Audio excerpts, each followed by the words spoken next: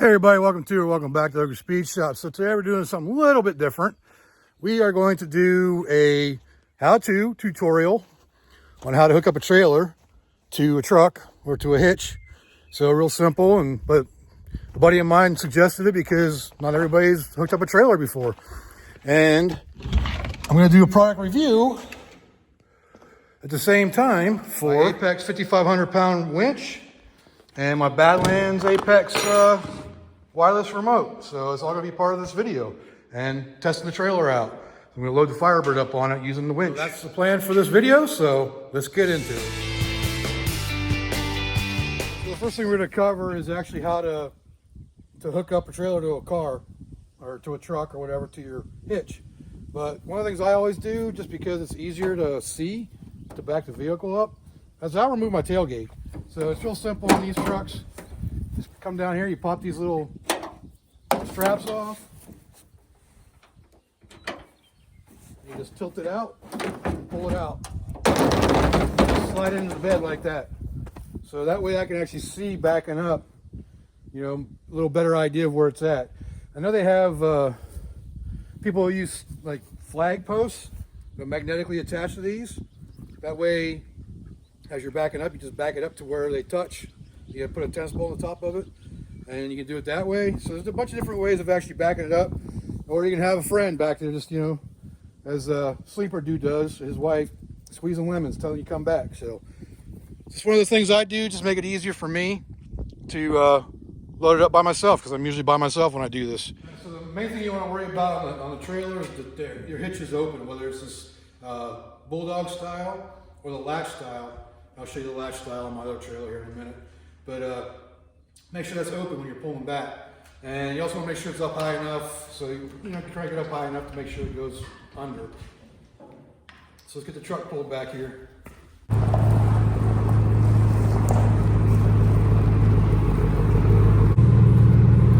I can't actually see the hitch back there, even with the tailgate off, but I can center it easier this way.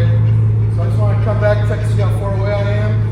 And I'm going to lift up a little bit the truck because of the lip. So I got about a foot to go, and I got to go that way a little bit.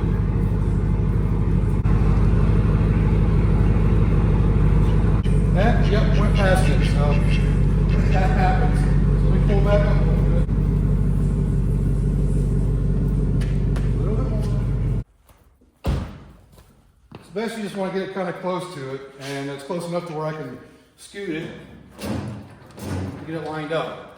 So now you just use your crank to crank it down.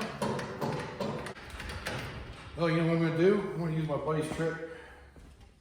So we're going to use the old Allen key trick to lift it up, to bring it up.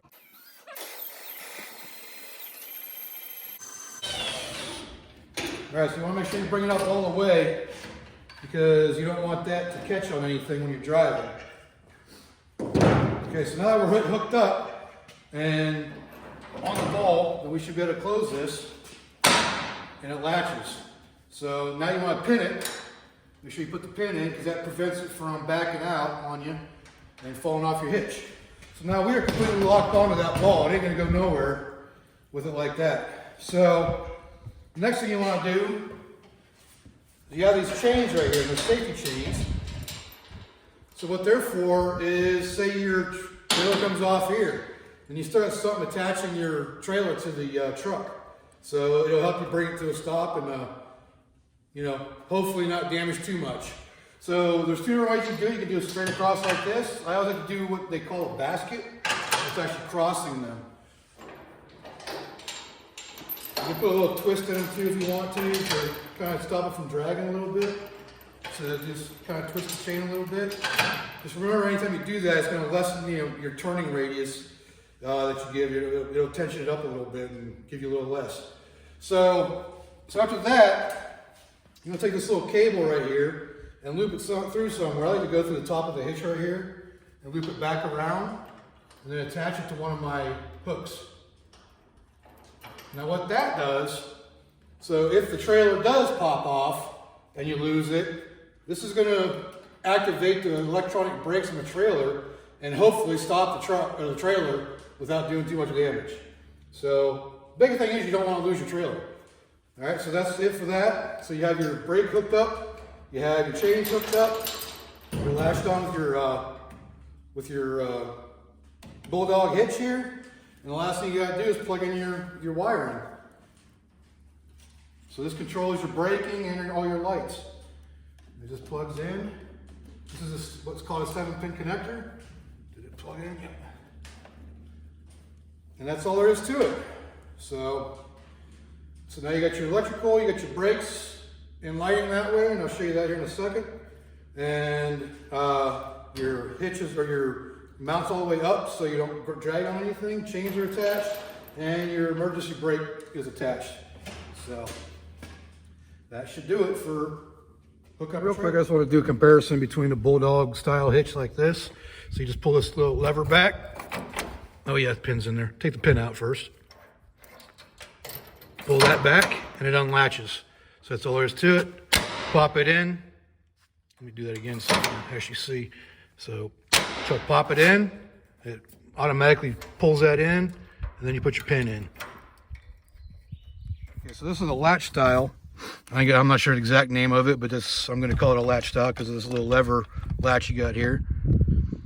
And so you bolt back up, put the ball in there, and you pop it down like that, and that locks it in. Then you put a pin through there, and it doesn't come with its own pin. You have to buy a pin or whatever you want to put in there. So that's the difference between the latch style and the Bulldog style. All right, so I'm going to go ahead and turn the headlights on.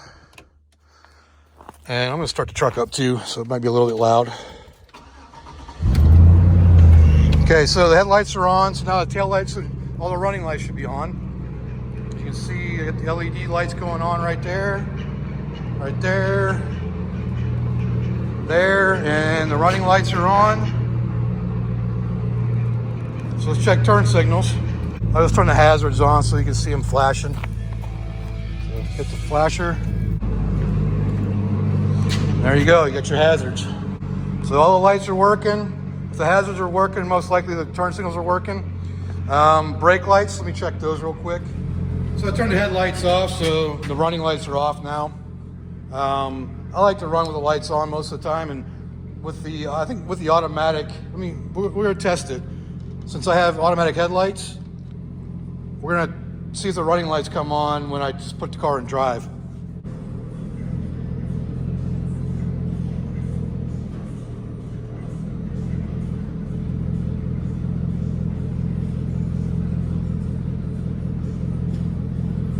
So we saw that the brake lights work good. The running lights work with the headlights on, but they don't work with just the daytime driving lights on. So might be something I gotta see about, I don't know, making work somehow. I like to have extra lighting even during the day so people can see me better, especially on a big trailer like this. So we'll see about doing that later. But main thing is brake lights work, running lights do work when the headlights are on, and turn signals and hazards all work. So all the lighting works. So we're good to go to set out on our trip. All right, so we got the trailer all hooked up and ready to go. So now we can pull it out, and we're gonna load the Firebird. Isn't she a beaut? Using the new winch. So that's we're gonna be testing the Badlands Apex 5500, and my car weighs 3,300 pounds, so it shouldn't be a problem, especially since it's rolling weight, and shouldn't be an issue with it for it. But I'm also gonna be testing out this Badlands Apex wireless remote system too. Pretty neat that it comes in this little case, this little Pelican case. So it came with a 15-foot cord, but it is wireless. So there's no wire on it. And this is a little module that you plug into the actual trailer. So we're gonna pull the truck out and get that prepared. This is supposed to work up to 80 feet away. And we're gonna test that to make sure it's good. And these are original batteries, so I'm not sure how long they're gonna last or what not, and how long they've even been in there. So, but we're gonna test it and see how it does. All right, so we got the trailer outside now. Be curious to see how the 4-foot ramps work with the Firebird, because it is kind of low, but hopefully the dovetail helps out a little bit. So let's get these ramps on there, get the Firebird pulled around, get the winch going, and see if we can pull the car up on there. All right, so first things first, let's get the winch plugged in. This is that connector I did on my last video, so make sure you check out that video. And this little module needs to plug into your remote cabling. It just plugs into there. And turn the power on to the winch. There's a switch inside the box here. If you watch my last video, you'll see that. And you hold this for 3 seconds and it turns it on. And now it should work. There we go. So we got a working winch right now. I'm gonna go ahead and pull that out and get the ramp set up.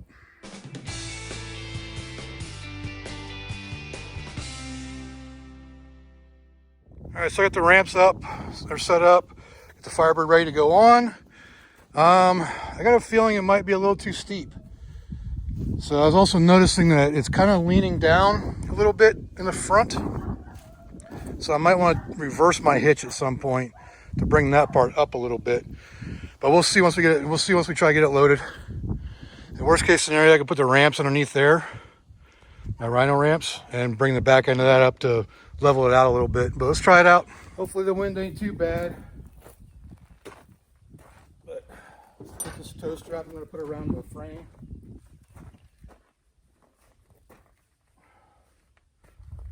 Actually, there's a... All right, let's turn the winch on.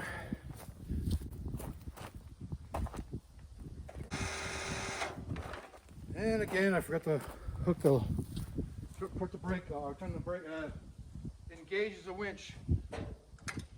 All right,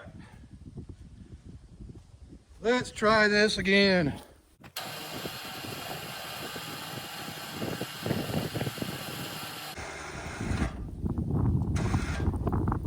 All right, so we got tension on her. So let's try to move this thing up. I got a wheel chock there just ready in case something happens. If it decides to start rolling forward. I gotta take it out of gear and should be good to go. I think I'm gonna do a time lapse on this just to speed it up. If there's a problem, I'll stop and show you. Okay, so we ran into our first problem and I had a feeling it might be a problem because of how high this is. So the problem is, and for one, my time lapse didn't work. I actually showed it pulling up on this side, but the exhaust is hitting, not in the middle, but right there, just barely. So I gotta figure out a way of tilting the front end. I'm gonna just jack it down and try to tilt it up a little bit. Okay, so we got the trailer jacked up a little bit in the front. Let's see if that'll clear the exhaust now.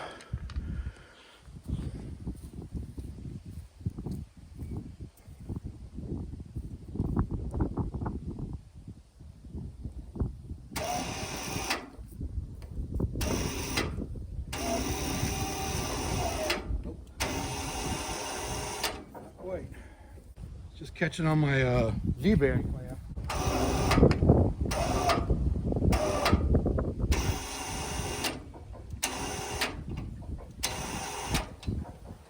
All right, so we gotta do something different. I'm gonna try flipping the hitch.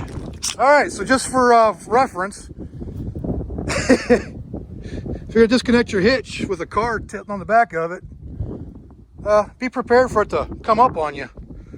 So, wasn't really thinking about that, but I'm gonna try flipping that hitch and see if that'll help get this thing loaded. All right, so flipping the hitch still didn't give me enough room. So I'm gonna do an old school trick I used to do. I'm gonna grab my Rhino ramps. I'm gonna drive the truck up onto them to give me that little extra ramp, and hopefully that would be enough to clear for the Firebird.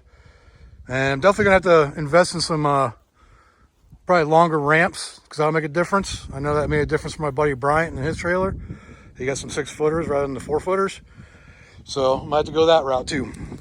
But let's try the Rhino ramps for now. So far the remote winch is working great. I was all the way behind the car, so that's about 30 feet at least. And it also has this cool feature. It's magnetic, so you can stick it on your trailer. But be careful doing that. You'll end up leaving it there and drive away with it somewhere. But just another cool little feature with that remote. All right, so I got the Rhino ramps up underneath there. Just gotta drive up on them.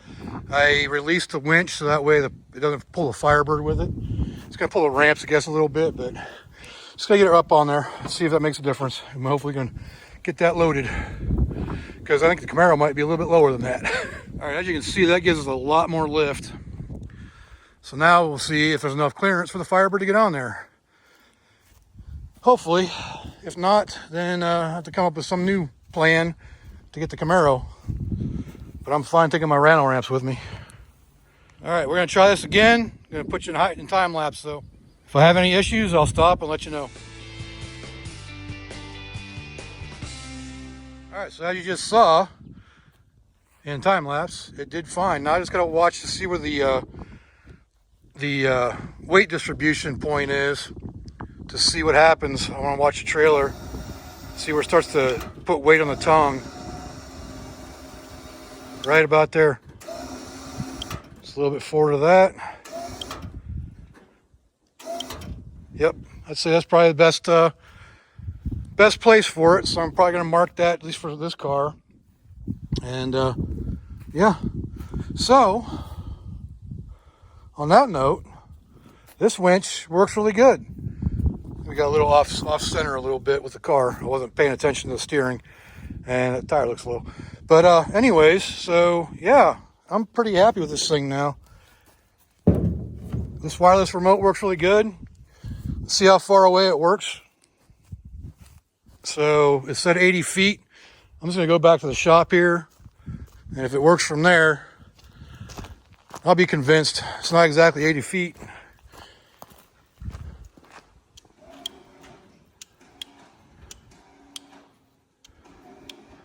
Works from there.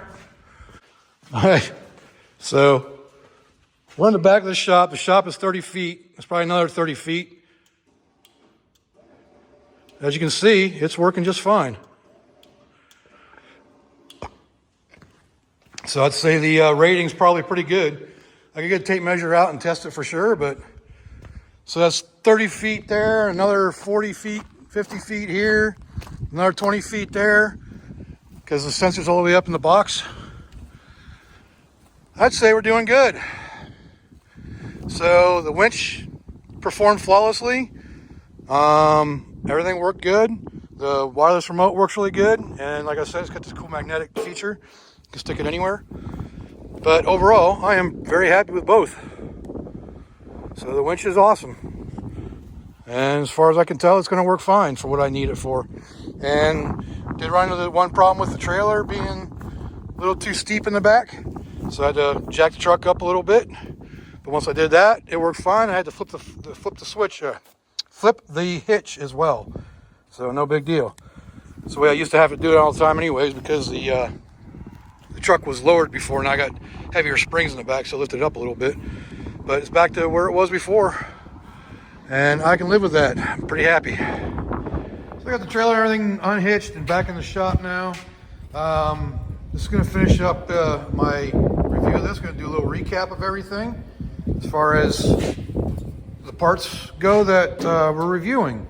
So let's get into that. So the two things we went over is this Apex 5,500 pound winch, and it's got some of the highlights of it. It's got an IP69K and IP68 rating. This is dust proof and waterproof, and then high pressure waterproof as well. So works really good. We tested it out with the Firebird, which is about 3,500 pounds, give or take, and it worked flawlessly. Had no problems whatsoever pulling that up onto the trailer. The other thing we went over was this Apex, another Badlands. They're both Badland products. So this is a Badland Apex wireless remote system. And this thing, like we tested in the video, it is good for at least 80 feet, I'd say. You know, maybe, you know, we did it from the back of the shop all the way out to, 50 feet out into the driveway. So it definitely works. And I'd say the rating's pretty close, at least 80, pretty close to 80 feet. Another cool thing about this is it came with if your batteries die or whatever, on the wireless, it has a cord. And this is a 15-foot lead compared to the 12-foot lead that came with this one, which I have right here. So this is the factory, the one that came with the kit. And it's a 12-footer, but you have a 15-footer that came with the wireless remote. So overall, I definitely recommend both of these so far. I haven't had any problems with them yet, but the long term will be the test of this thing. I don't see any problem with this going bad and from using it. But We'll definitely be testing this out quite a bit. But as of right now, like I said, it had no problem. Didn't groan or nothing trying to lift the car up or bring the car up onto the trailer. So overall, I'm really happy with it. So I'm going to leave links for both of these down in the description. Going to leave links for the last 4 videos I did on the trailer upgrades. So make sure you check those out, and I hope you enjoyed this video. All right, that's going to finish up this video on the how to hook up a trailer to a hitch, and a quick review of the winch and the wireless control for the winch that I picked up at Harbor Freight. So if you like this video, leave a like down there. Leave me a comment. Let me know what I can do better, and subscribe while you're at it. And again, I appreciate you all watching. If you made it this far, that's great. I really appreciate that. So until next time, I will see y'all later.